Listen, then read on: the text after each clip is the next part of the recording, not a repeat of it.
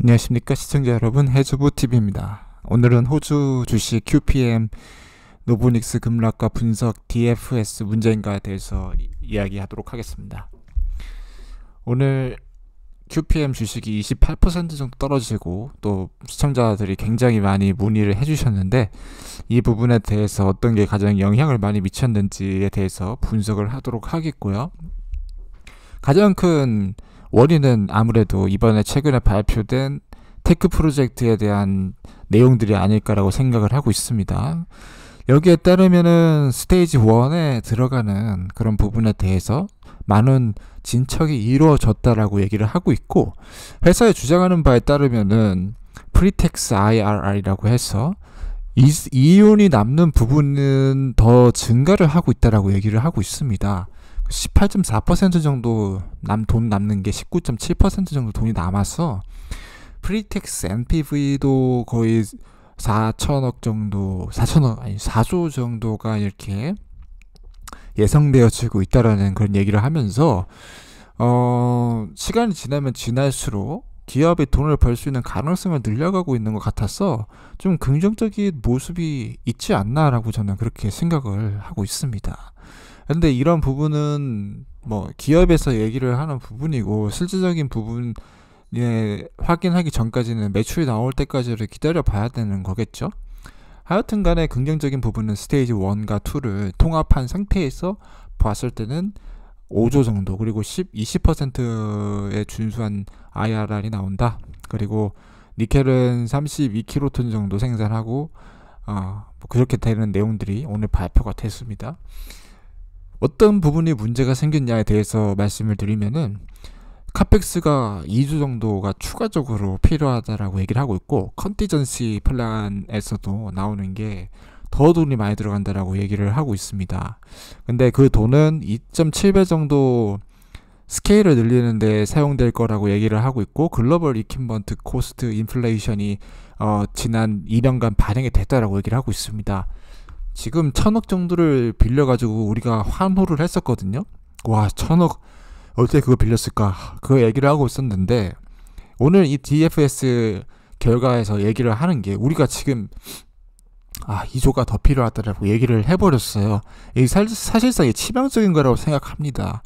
저는 이 부분에서 많은 투자자들이 굉장히 심리적인 어려움을 겪었을 거라고 생각을 하고 있습니다.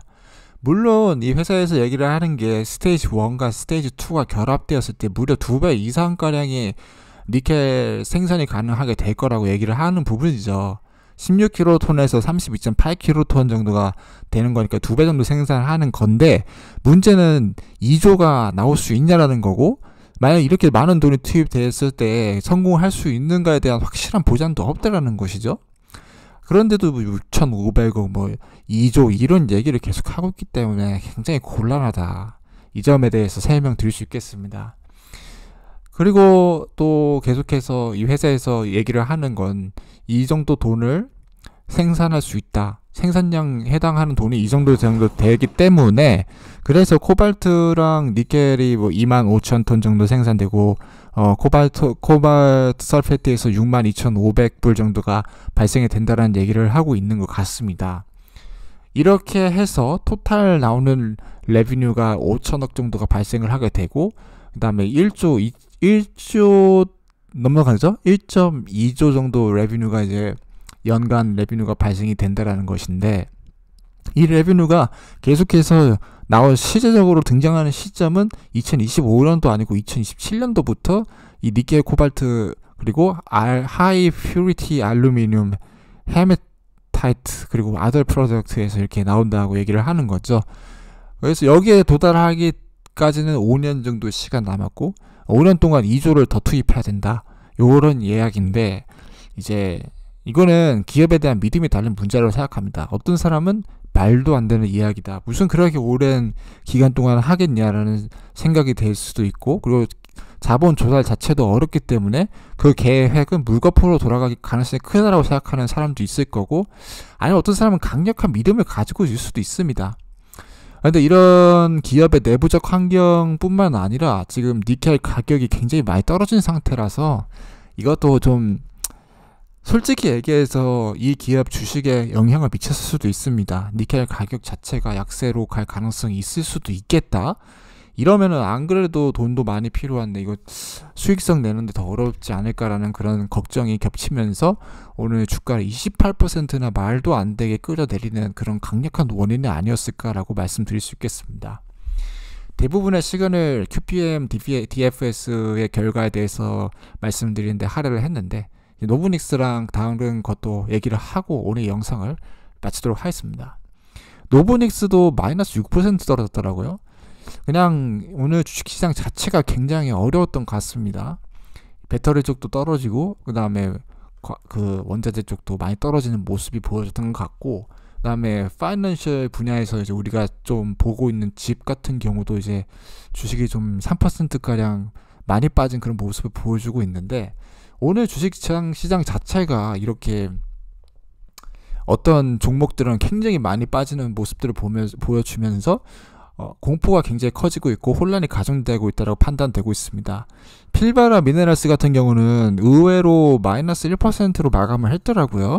리튬, 그 다음 응급제 여러 가지 것들에 대해서 뭐 안정적으로 가지고 있는 모습. 하지만 오늘 QPM이 굉장히 많이 빠진 거는 너무 의외의 결과였고, 그런 의외의 결과 속에서도 받아들이는 사람에 따라서 QPM을 더 매수할 것인지 아니면은 정말 끝장났다라고 생각하는지는 갈릴 것이라고 보고 있습니다.